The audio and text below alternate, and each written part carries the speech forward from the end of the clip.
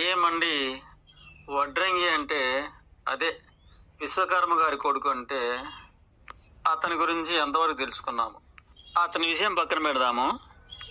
ఇక ఒక అతను జ్ఞానం ఎరిగి నుండి సంపాదన ధ్యేయంగా మేడలు, మిద్దెలు, వస్తువులు, వాహనాలు, బంగారము, డబ్బు, అలాగే ఓ 5 కొడుకులు, 5 బిడ్డలు, అలాగే పట్టణంలో అంతస్తుల మేడలు ఒక 4-5, బ్యాంకులో కోట్లు, కార్లు, లారీలు, ఇక బిడ్డలకు కూడాను పెద్ద పెద్ద ఉద్యోగాలు, వారందరూ కూడాను విదేశాలకు వెళ్ళటం, అలాగే మనమలు, మనవరాళ్ళు ఇవన్నీ సంపాదించాడు. ఈలోగా తాను కాలక్రమేణా వృద్ధుడయ్యాడు.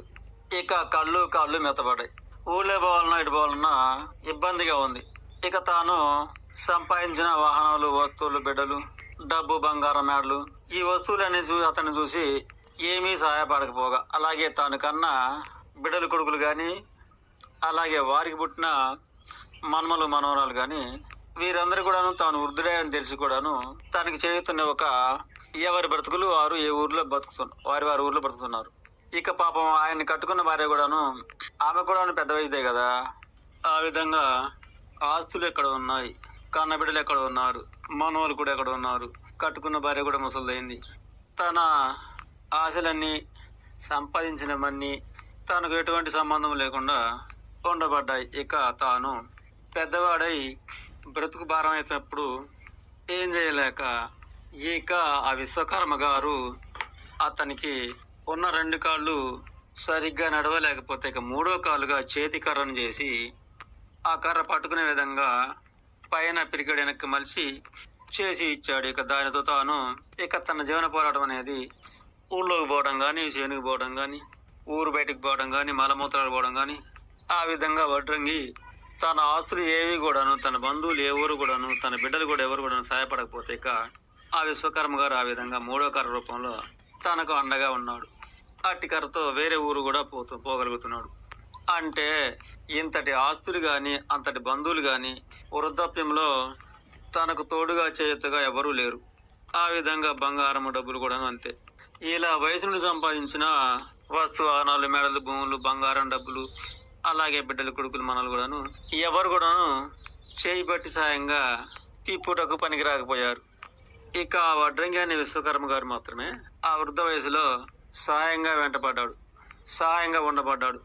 నిజానికి ఇవన్నీ కూడా వృద్ధాప్యంలో పనికొస్తాయి అనుకున్నాడు, కానీ అవి ఏమీ కాలేదు. కానీ తనకు తెలియని విశ్వకర్మ గారు అంటే ఆ వడ్రంగి మాత్రమే చేతికర్ర రూపంలో తనకి సహాయపడ్డాడు. ఇక అప్పుడు తెలుసుకున్నాడు, అప్పటిదాకా పడ్డ ఆడావుడి ఆయాసము వ్యర్థమైందని. ఇక ఎప్పుడు అనుకోపోని ఈ విశ్వకర్మ గారే ఇలా కడకు సహాయపడతాడని, కర్ర రూపంలో అండగా ఉన్నాడని తెలుసుకున్నాడు. తనకే కాదు, ఈ విశ్వానికే విశ్వకర్మ పాత్ర అనేది ఉంటుందని అప్పటిదాకా ఈ లోకం తెలుసుకునే స్థితికి ఉండదు. ఇదే విధంగా తోటి మానవాళ్ళందరూ కూడాను అంతే. కడదాకా ఆయాసపడతారు, చివరి స్థితిలో ఇక అవన్నీ పనికిరావని అప్పుడు తెలుసుకుంటారు. అంతేకాదు, వయసునాడు ఉండే ఇల్లు, పండే మాంసం, దున్నే నాగలి, బండి, వ్యవసాయ సామాగ్రి, గృహ సామాగ్రి, అలాగే వనరులని ఇచ్చింది విశ్వకర్మని. అవి వాడుకుంటున్నా కూడా తన విలువ తెలుసుకోలేకున్నారు. అలా నాటి నుండి నేటి వరకు, నేటి వృద్ధాప్యంలో చేతికరిచింది కూడా తనని తెలుసుకోలేకున్నారు. ఆ కర్రతో కూడా నడవలేని స్థితిలో తాను పడుకొని కుక్కి మంచం ఇచ్చింది కూడా విశ్వకర్మని. అవి వినియోగిస్తూ కూడా మానవుడు తెలుసుకోలేకున్నారు.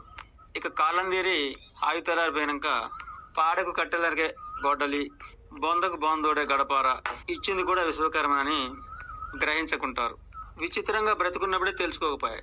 చనిపోయినాక తనను మోసే పాడ, తనను బొందబెత్తే గడపార తానిచ్చిందని తెలుసుకుంటారు. అయినా సరే విశ్వకర్మ తన యొక్క బాధ్యతగా ఈ విశ్వానికి సేకరిస్తున్నాడు కనుకనే తనకు విశ్వకర్మ అనే గుర్తింపు కలిగింది. ఆనాడు ఈనాడే కాదు, ఆ తరము ఈ తరము, ఏ తరానికైనా ఎవరు తెలుసుకున్నా ఎవరు తెలుసుకోలేకపోయినా విశ్వకర్మ అంటే విశ్వ బాధ్యతలు కలిగిన వాడు కనుక విశ్వాన్ని నడిపించటం తన యొక్క ధర్మం. ఇలా మానవులకే కాదు సుమా, మనం దేవుళ్ళుగా గౌరవించే శివుడికి త్రిశూలము, బ్రహ్మకు కాలము, విష్ణుమూర్తికి సుదర్శన చక్రం ఇచ్చింది కూడా విశ్వకర్మయే. దేవుళ్ళకే అన్ని అందించిన విశ్వకర్మ గారికి అందున మానవులు ఎంత. అందుకే వేమన గారు విశ్వకర్మ లేక విశ్వమే లేదురా అని తెలియజేశారు. కనుక మానవ రూపంలో విశ్వకర్మ నీకు సదా వందనాలు.